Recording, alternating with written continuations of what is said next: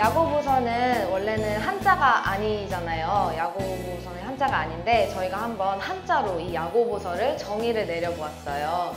이끌 야, 옛 고, 보전할 보, 글서 이렇게 정의를 내려서 예전부터 온전하게 잘 보존되어서 우리가 나아가야 할 방향으로 이끌어주는 이런 서신서라고 한번 정의를 내려보았습니다. 그럼 저희 팀이 왜 이렇게 정의를 내렸을지 야고보서에 대해서 알아보도록 하겠습니다. 야고보서의 저자는 말 그대로 야고보에 의해서 쓰여졌습니다. 야고보는 예수님의 친동생으로 알려져 있어요.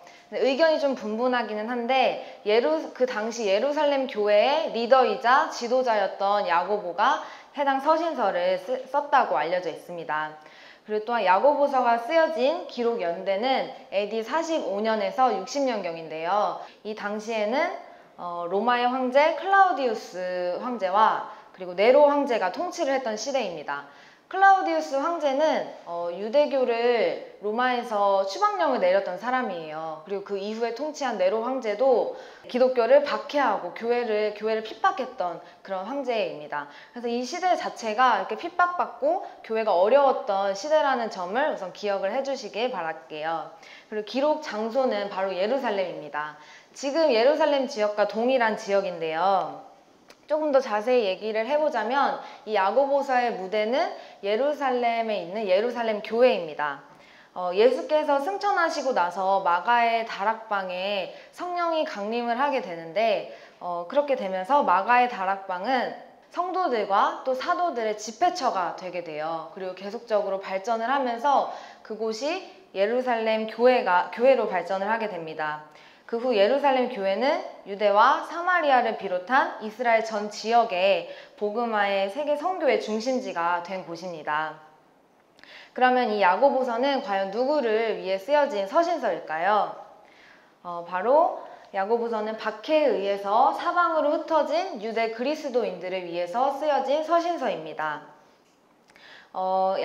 야고보가 이렇게 유대 그리스도인들에게 서신서를 쓰게 된 이유는 사도행전 8장 1절에 나와 있는데요. 이 당시에는 예루살렘에 있는 교회에 큰 박해가 있어서 사도 외에는 다 유대와 사마리아 모든 땅으로 성도들이 흩어지게 됩니다. 이 당시에 예루살렘 교회는 흩어진 교회들과 편지를 주고받으면서 굉장히 유대 관계가 깊었던 그런 관계에 있었어요. 그래서 예루살렘 교회 자체가 엄마, 머리, 그리고 컨트롤 타워 이런 정도로 여겨져 있었거든요. 그러나 예루살렘 교회가 이렇게 사방으로 흩어지게 되면서 더 이상 함께 할 수 없는 상황에서 형제 자매들이 여러 문제에 직면해 있다는 소식을 야고보가 듣게 돼요. 그래서 야고보가 담임 목사와 같은 심경으로 이렇게 야고보서를 쓰게 된 것입니다. 하지만 만약에 수신자들을 그저 이렇게 유대인들로만 한정한다면 결코 우리가 이렇게 신약 성경을 읽는 현 시대에 정경이 될 수 없었겠죠. 야고보서 1장 1절에 보면은 하나님과 주 예수 그리스도의 종 야고보는 흩어져 있는 12지파에게 문안하노라 라고 쓰여져 있는데요. 야고보는 이스라엘과 로마 제국 전역에 흩어져 살던 모든 유대 성도들과 또 세계에 퍼져 있는 기독교 공동체, 즉 현재를 살아가고 있는 우리에게도 바른 신앙과 삶을 가르치기 위해서 이렇게 흩어진 그리고 12지파라는 총칭을 활용해서 우리에게 지금 현 시대를 살아가고 있는 우리에게도 가르침을 주고 있는 것으로 생각할 수 있겠습니다. 그럼 조금 더 깊게 들어가 볼게요. 아까 말씀드렸다시피 박해로 인해서 예루살렘을 떠나 흩어져 살고 있던 유대 기독교인들은 기독교에 대한 핍박으로 어려움을 당하고 있었습니다. 그러나 야고보는 그런 외부적인 핍박보다는 그들 간에 생겨나는 내부적인 문제에 더 많은 분량을 할애하면서 이 서신서를 작성하고 있습니다. 그래서 야고보서 1장에서는 바른 신앙과 삶, 그리고 실현당하는 믿음에 대해서 말하고 있습니다. 그리고 2장에서는 책망과 회복, 행하는 믿음에 대해서 말씀을 하고 있습니다. 야고보는 왜 이렇게 그러면 행하는 믿음에 대해서 작성을 했을까요? 이 당시에 교회 내부에는 졸부들이 많이 생겨나고 있었어요. 또 신앙은 점점 형식화가 되어가고 있었으며 경제적인 이유로 성도들 간에 차별이 생겨나고 그들 사이에는 사랑이 점점 꺼져가고 있었습니다. 또한 서로를 향한 독설과 비방이 있었고 성도들 간의 교제 상실까지 더해져서 이제는 더 이상 공동체로서 설 수 없는 지경에까지 이르게 됩니다. 야고보서를 그래서 이렇게 읽어보면 아무리 거룩한 교회일지라도 얼마든지 세속화될 수 있음을 저희가 알 수 있습니다. 그래서 이 야고보서를 통해서 지금 현재를 살아가고 있는 교회와 그리고 우리 청년들이 우리의 모습을 점검할 수 있을 것 같아요. 네, 그러면 이런 교회의 모습 가운데 쓰여진 야고보서의 키워드를 한번 알아보도록 하겠습니다. 야고보서는 수신자들에게 1장 22절 말씀을 통해서 말씀을 듣기만 하지 말고 말씀을 행하는 자들이 되라고 강조했으며 2장 22절 말씀에도 믿음이 행함과 함께 일하고 행함으로 믿음이 온전하게 된다고 말하고 있습니다.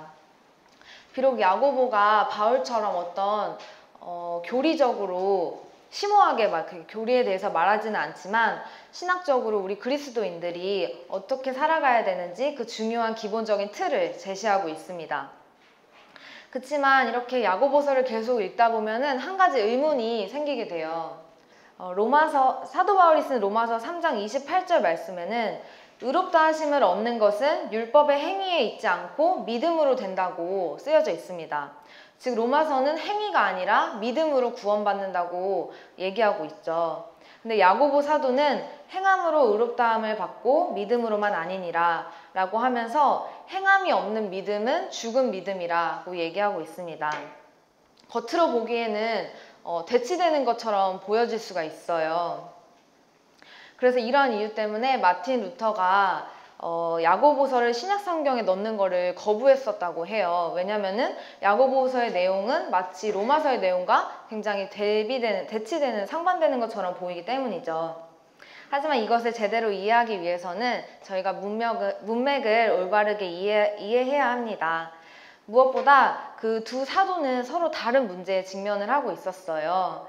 사도 바울은 구원을 얻으려면 율법만 지켜야 돼 라고 주장하는 유대인들에 대해서 오직 믿음을 말하고 있었던 것이고, 또 야고보 사도는 구원받은 사람들이지만 실천이나 행함은 완전히 무시하고 또 믿음을 그저 교리로만 알고서 구원받은 사람의 삶인데 어쩌면 불신자들보다 더 못한 행동으로 살아가는 소위 무늬만 기독교인 사람들을 향해서 말을 하고 있는 것입니다.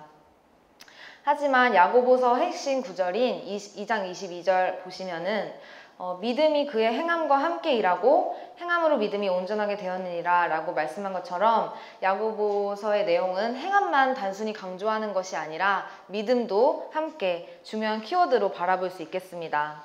결국 다른 것처럼 보이지만 사도 바울이 쓴 로마서와 야고보가 쓴 야고보서는 보완적인 역할을 서로 해준다는 것을 알 수 있겠습니다. 쉬운 예시를 한번 들어볼게요. 마치 지나치게 공부만 하고 놀지 않고 막 공부만 하는 친구에게는 너 좀 놀아라 라고 얘기를 할 것이고, 또 공부 안 하고 막 놀기만 하는 친구한테는 너 공부 좀 해 라고 얘기를 할 것이에요. 이 두 조언이 어떻게 보면 굉장히 다른 것처럼 보일 수 있지만 그 두 친구에게 균형 있는 삶을 살아가야 한다는 면에서는 일맥상통한 그런 조언을 한다고 생각할 수 있어요. 이거를 그대로 이 야고보서와 로마서에 적용을 해보시면 될 것 같은데요. 그래서 로마서는 씨앗을 말한다면 야고보서에서 말하는 것은 그 씨앗으로 인한 열매를 말하고 있는 것입니다. 우리는 생명의 진리 가운데 계속 나아가면서 그 복음으로 인해서 우리의 삶의 실질적인 변화가 일어나야 할 것입니다. 그래서 오늘 함께 이렇게 살펴본 야고보서의 메시지는 행함을 잃어버린 현대 교회에 많은 경종과 울림을 줄 것입니다. 저희는 야고보서를 통해서 현대 사회를 살아가고 있는 우리 신앙과 또 기독교인들로서 드러나는 모습에 한번 시선을 옮겨 보았어요. 네, 이 얘기 많이 아실 텐데 항공사 갑질 이런 사건들이 있었죠. 이게 교회에서 일어난 것은 아니지만 야고보서가 쓰여진 시대에 졸부들이 생겨난 것처럼 돈이 좀 있는 사람들이 과연 교회에 왔을 때 그들의 물질이나 돈에 대해서 이렇게 으스대지 않고 정말 이웃을 사랑하는 마음으로 교회를 다닐 수 있을까요? 그리고 총신대 사건도 많이 안타까운 일인데요. 목사님을 대출하는 그런 신학대학교에서 돈으로 입시 비리를 저지르고 자금을 횡령하는 모습은 믿음이 있다고는 하나 그리스도인들의 모습으로 전혀 살아가지 않고 있는 대표적인 예시라고 할 수 있겠습니다. 그리고 마지막으로 저희 교회는 아니지만 M교회에서 이제 이런 세습 문제, 세습 문제 때문에 서로 분열되고 그 성도들이 서로 분열되고 또 비방하고 이렇게 서로 사랑하지 않는 이런 교회의 모습이 정말 야고보서에서 드러나는 그 문제들이 우리 지금을 살아가고 있는 우리에게도 똑같이 적용되고 있다고 생각을 합니다. 이런 교회의 문제뿐만 아니라 야고보서의 말씀을 통해서 지금의 나의 모습을, 지금 여기 이 자리에 계신 우리 청년들의 모습을 한번 돌아보는 시간을 가지면 좋겠습니다. 그리스도인으로 살아가고 있지만 혹시 예배에 지각을 하거나 또 화를 내거나 꼭 교회 내부가 아니더라도 밖에 나가서 누군가를 욕하거나 또 겉모습으로 그 사람을 판단하거나 헛된 것을 자랑하고 있지는 않나요? 그 강의 안에는 없을 거예요. 야고보서 1장 23절 말씀을 같이 좀 찾아서 읽어봤으면 좋겠는데요. 누구든지 말씀을 듣고 행하지 아니하면 그는 거울로 자기의 생긴 얼굴을 보는 사람과 같아서 그래서 말씀이라는 거울에 지금 나의 모습을 기독교 청년으로서 살아가는 나의 모습 믿음은 갖고 있지만 행함이 과연 이뤄지고 있는지 그 모습을 한번 바라보길 바라겠습니다. 하나님을 가까이하고 경외하는 믿음으로 믿음과 행함의 균형을 이루는 성숙한 대한민국의 교회와 청년들이 되길 소망하면서 오늘 야고보서 발표 마치도록 하겠습니다. 감사합니다.